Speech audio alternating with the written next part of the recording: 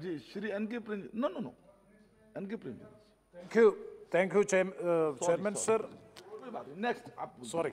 अभी अभी उनका नाम बोल दिया है ना प्लीज उलाका साहब इसके बाद बोलिएगा नहीं पहले प्रेमचंद्र साहब Thank you very much, sir, for affording this opportunity to speak on very important subject for which I have given notice, and my notice was there during the last session. In my name 193 was there, but unfortunately, because of the deadlock, I could not open the discussion at that time, though I have waited for so many days. So I am seeking your permission to have some more minutes as bonus points. Sir, Chairman, sir, first of all, I salute all the medical fraternity and frontline workers who have dedicated their lives to combat the global pandemic COVID-19. Sir, also I pay homage to all the people who lost their lives due to this pandemic, including members of parliament and ministers who are our colleagues in this house. Sir, COVID-19 pandemic has led to a dramatic loss of human life worldwide and presents an unprecedented challenge to the public health, food habit, food system, and our employment. The economic and social disruption caused by the pandemic is devastating.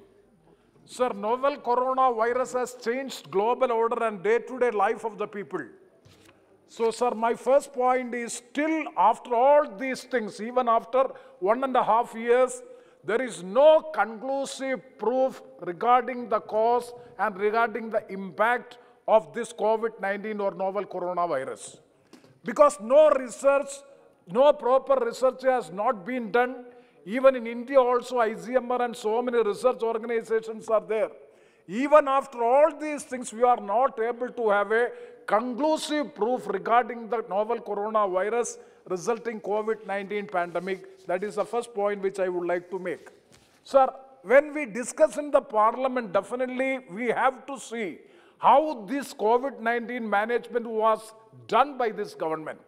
So I would like to appreciate the government in managing the situation in phase 1 or in the COVID first, in the first wave.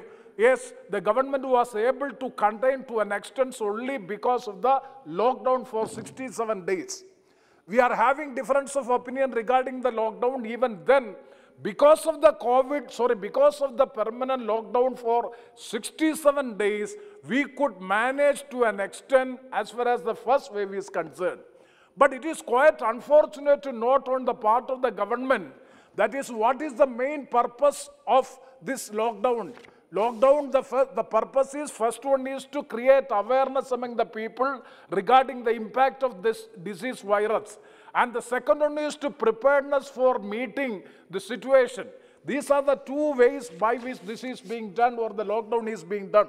So I would like to pose a specific question to the government, whether the government have utilized the situation or the lockdown period so as to improve the health infrastructure in our country, and whether the proper planning has been done.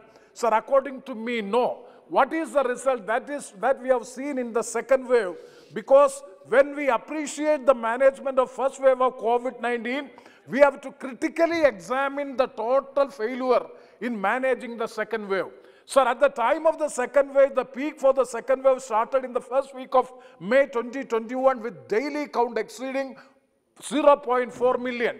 Sir, because shortage of vaccine, hospital beds and ICU, oxygen cylinders, and so many other problems. Sir, on 30 April, India became the first country to report over 4 lakh new cases in 24 hours. That was the wave during the time of second wave. Sir, in short, the second wave hit India like tsunami around both urban and rural area. Second wave have led to a loss of 7 million jobs, with the unemployment rate increasing from 6.5% to 7.97%. Sir, who is responsible for this? Sir, one of the main reasons was the non-availability of oxygen. Sir, you may kindly see, Government of India has constituted 11 empowered groups of officers for planning and implementing an effective COVID response. That empowered group 6 was tasked to coordinate with the private sector, NGOs, and international organizations. Sir, in its second meeting on 1st April 2020, On 1st April 2020, it red flagged the oxygen shortage. That is on 1st April 2020, oxygen shortage was red flagged by the committee, and another committee has been constituted with is having 9-member committee under the leadership of DPA and IT Secretary Guru Prasad Mahopatra as the chairman to ensure the adequate availability of oxygen. Sir, this was in the 1st April 2020. The committee has been entrusted with the sole responsibility to see or to ensure this oxygen availability. Sir, when the second wave broke out in the month of 2021 May, what the committee has did, whether the government is not accountable for ensuring the availability of oxygen, but it is quite unfortunate to note that nothing was done to ensure the availability of oxygen. Due to that reason, so many precious lives have been lost, for which the government is solely responsible. Nothing was done because April the committee was constituted, and a specific committee has been constituted to ensure the availability of oxygen, and even the Health and Welfare Standing Committee in the month of November. And Ram Gopal Yadav ji, he is the chairman. They have cautioned the government there is shortage of oxygen. That is in the month of 2020 November. Health and Family Welfare Standing Committee has cautioned the government to ensure the availability of oxygen, but nothing is done. That is one of the main reasons by which this casualty has happened. That is one reason. And regarding, sir, it is totally the negligence of the government. It is only because of the negligence of the government the second wave have hit like anything, just like that of the tsunami. And the second reason regarding the vaccination.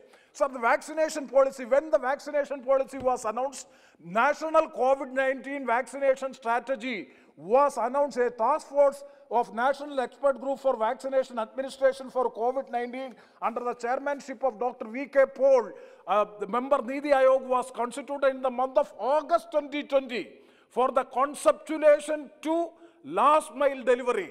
The lack of foresight and planning is well evident from the vaccination drive itself, because it has broke out in the beginning of January, and you are constituting a task force to conceptualize the policy regarding COVID-19 only in the month of August. Means what is the foresight and what is the proper planning? And the second two is the vaccination policy announced by the government. Sir, 3-tier policy was announced. I am not going to detail the policies. And the export of vaccine, so many other honorable members have already spoke. Sir, and another very important point which I would like to make is regarding the investment in vaccine manufacturing. Sir, United States of America, their government has invested in the month of August 2020 for 400 million doses of vaccine. That is in the month of August 2020 USA. Sir, Europe invested for 800 million doses of vaccine in November 2020.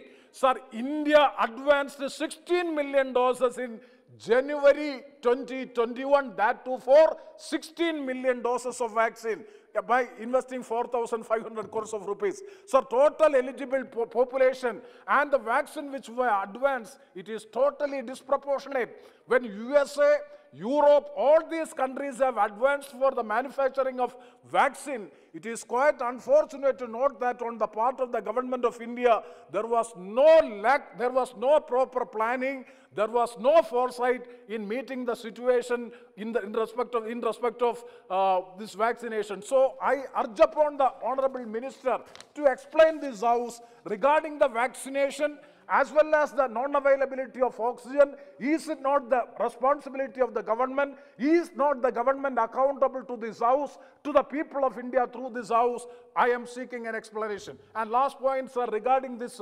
Omicron and the latest development. I am concluding with that point. Sir, I am having only the suggestions. Sir, the Omicron today itself in Bangalore, it has been reported that 2 cases have already been reported. But 1 week back, we got the information that 2 persons have already been identified. But today, officially announced it is okay. Sir, my suggestion is, what about the booster dose policy of this government? Sir, I have taken 2 doses. Now doctors are advising us to take the booster dose. What is the booster dose policy of government of India, number 1? And number 2, what is the status of the research on this COVID and what is its effects? What is the research we have conducted, number 2? And the third one is the steps to deal with unemployment and loss of business due to COVID. Sir, I urge upon the government and I urge upon Honorable Speaker also, let the Finance Minister as well as other concerned Home Minister may come to the House, intervene in this debate and kindly explain what are the steps taken by the particular ministries, especially the Finance Ministry, as well as the Home Ministry. They are two very important ministries. They have how to combat the COVID-19 pandemic. And also, sir, regarding the air travel, the specific guidelines in the light of this Omicron, that is it is a variant of this COVID-19. When Leonard member just now he has talked, it was a very good speech. I would like to appreciate also. He has very specifically stated regarding the impact of this Omicron.